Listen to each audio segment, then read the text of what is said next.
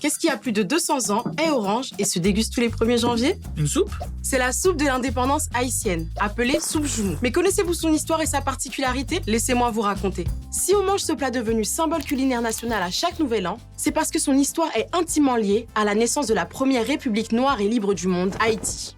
C'est une soupe qu'on fait en communauté, qui est symbolique de la liberté, parce qu'on dit que c'était une soupe qu'à la période de l'esclavage, les Africains qui avaient été soumis à l'esclavage n'y avaient pas droit. Seuls les colons et les Noirs affranchis pouvaient en manger et consommer l'ingrédient principal de ce plat, le giromon, qui était pourtant cultivé par les personnes noires mises en esclavage. Dans cette géographie, c'était un produit qui était considéré, je ne dirais pas noble, mais quelque chose que si on était fermier, on produisait beaucoup de ce produit, c'était symbolique d'une richesse. Alors je crois que les colons auraient fait ce lien entre la valeur de ce qui était produit de la terre, ce que les Africains valorisaient dans leur propre culture, pour interdire accès à ce produit. Mais pour la toute première fois, le 1er janvier 1804, afin de célébrer l'indépendance d'Haïti, Jean-Jacques Dessalines et sa femme ont choisi de servir cette soupe jusqu'alors symbole d'oppression en grande quantité, se la réappropriant. C'est comme ça qu'une tradition est née. C'est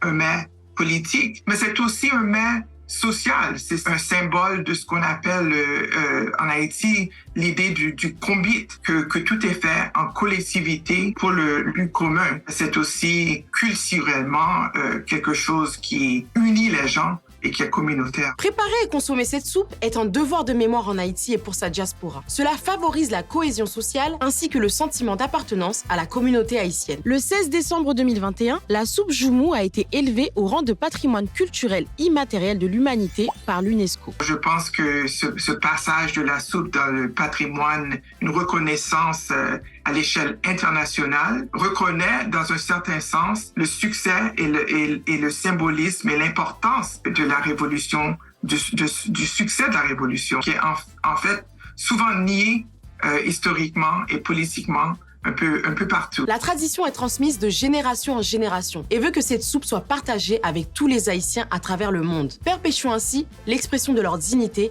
et de leur résilience. C'est un rappel que même quand Haïti est toujours en lutte, on dit souvent nous camper, qu'on est toujours en train de lutter pour nos droits de souveraineté et la liberté de tous à l'intérieur du pays. Et c'est pour ça que je pense que pour moi et pour beaucoup d'Haïtiens dans la diaspora, cette soupe est très importante à continuer à créer, à transmettre et d'en parler. Mais c'est trop bon. Et vous, aimeriez-vous goûter la soupe de la liberté ?